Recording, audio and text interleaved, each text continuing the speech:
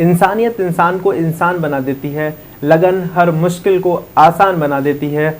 लोग यूं ही नहीं जाते मंदिरों में पूजा करने, आस्था ही पत्थर को भगवान बना देती है। आज के इन्हीं शुभ विचारों के साथ मैं शुभम आपका स्वागत करता हूं स्मार्ट स्टडी के चैनल पर। आज हम पढ़ने जा रहे हैं प्रतिशत के अंतर्गत हम पढ़ेंगे आज क्या, प्रॉफिट एंड लॉस के क्वेश्चंस को। तो कुछ डिफरेंट क्वेश्चंस को लिया है, तो चलिए शुरू करते हैं। यहां पर जो क्वेश्चन दे रखा है, यदि विक्रय मूल्य को 2 गुना कर दिया जाए तो लाभ 3 गुना प्राप्त होता है, तो प्रतिशत लाभ की गणना कीजिए। यानी ध्यान रखिए, विक्रय मूल्य मतलब SP, SP means selling price. क्या? Selling price. ठीक है, अब ध्यान से देखिए, यहां पे विक्रय मूल्य को 2 गुना करा जा रहा है तो लाभ 3 गुना प्राप्त होता है। ठीक है, अब ध्यान से देखिए, ये हमारा सीपी है कॉस्ट प्राइस, और ये हमारा क्या है SP selling price. Cost price कितना मान लिया हमने, एक्स ले लिया, और सेलिंग प्राइस ले लिया हमने वाई।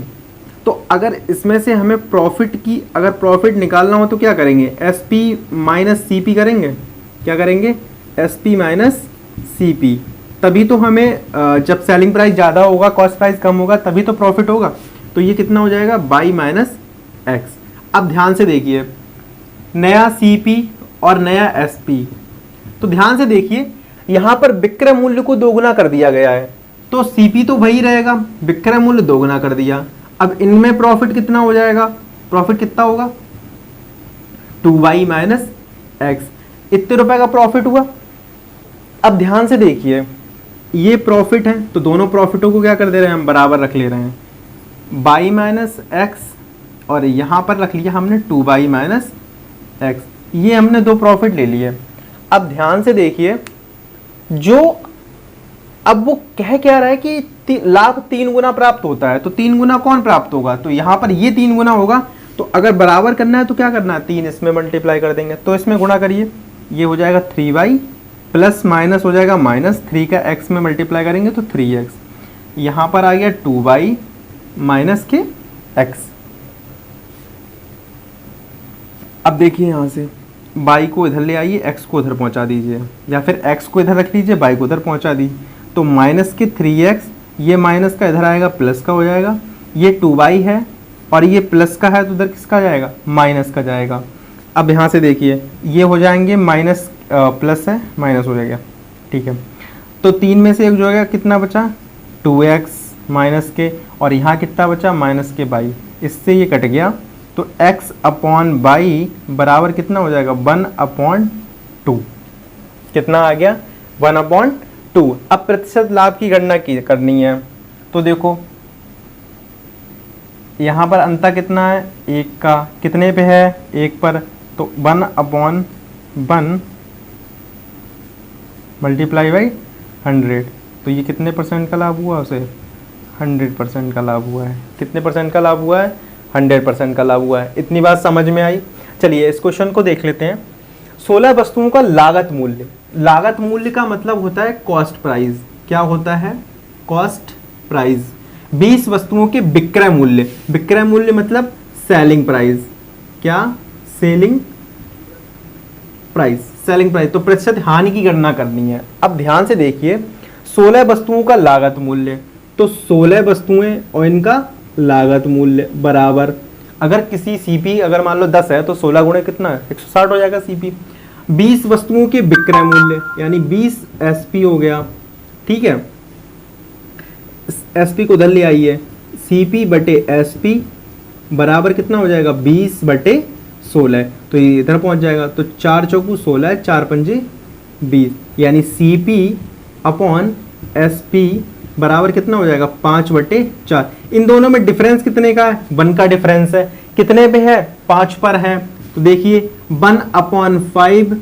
ठीक है, एक डिफरेंस कितने पे है, 5 पे ही तो है। हमेशा गणना किस पे करते हैं, सीपी पे करते हैं। तो 5 और मल्टीप्लाइड बाई कितना हो जाएगा, 100, यानी कि 5 दूनी 10, यानी उसकी कितने परसेंट की हानि हुई है, 20% का लॉस हुआ है। ये लॉस मतलब हानि हुई है।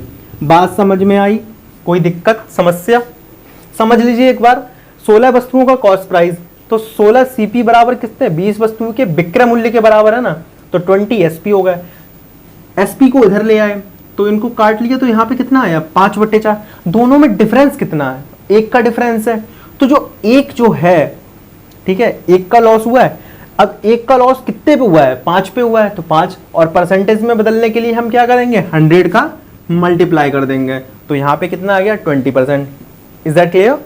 अगला क्वेश्चन देखते हैं। 15 वस्तुओं का लागत मूल्य, लागत मूल्य मतलब कॉस्ट प्राइस यानी सीपी। तो 15 वस्तुओं का लागत मूल्य जो है वो 12 वस्तुओं के विक्रय मूल्य के बराबर है। तो 12 वस्तुओं के विक्रय मूल्य को बराबर हो गया, ठीक है। प्रतिशत लाभ की गणना करनी है, तो वैसे ही सेम प्रोसेस, ठीक है। अब देखो ध्यान से, या तो दो तरह से कर सकते हैं। 12/15 काटोगे तो अगर 12/15 करो तो 3 चौकू 12 और 3 पंजे 15, एक का डिफरेंस, ठीक है। अब देखो सीपी, ठीक है, बटे एसपी कितना हो जाएगा 12/15। तो 4 तियो 12, 4 तियो या ऐसे 3 चौकू 12 और 3 पंजे 15। यहाँ कितना आ गया 4/5।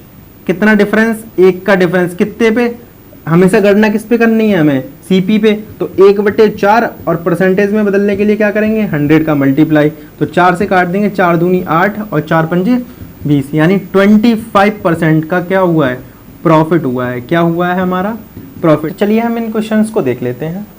12 पेंसिलों को बेचने पर 2 पेंसिल के विक्रय मूल्य के बराबर लाभ प्राप्त होता है, तो प्रतिशत लाभ की गणना कीजिए, ठीक है। तो ये क्वेश्चन हम पहले अभी लगवा चुके हैं, तो ये आपके लिए समझ लीजिए गृह कार्य, ठीक है। क्या करेंगे आप इसे,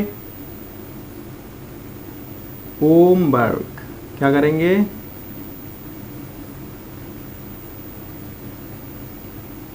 ठीक है। और इसका आंसर आप कमेंट सेक्शन में हमें देंगे। इसको देखिए, 33 मीटर कपड़ा बेचने पर एक व्यापारी को 11 मीटर कपड़े के विक्रय मूल्य के बराबर हानि प्राप्त होती है। तो देखो 33 मीटर कपड़ा बेच रहा है, तो ये हमारा क्या हो जाएगा एसपी,